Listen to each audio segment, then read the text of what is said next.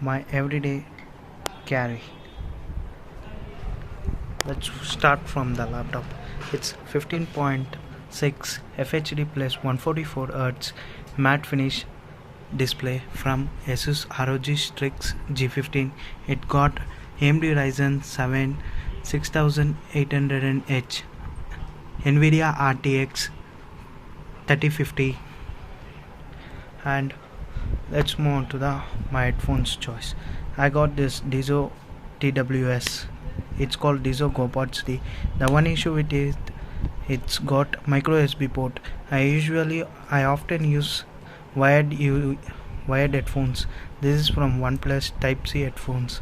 It's bass heavy headphones. And this is power bank also from OnePlus, 10,000 milliampere with 2 USB ports and Type C charging. And this is my wallet. I usually carry all the cards, and I got two devices. This is from OnePlus Nord on 2020, and this is the latest Nothing Phone 1 with glyph lighting. This is from past 2 years. It got the Snapdragon 765G and it's got the Snapdragon 778 plus G, and the two watches are for my outings and this is for my workouts.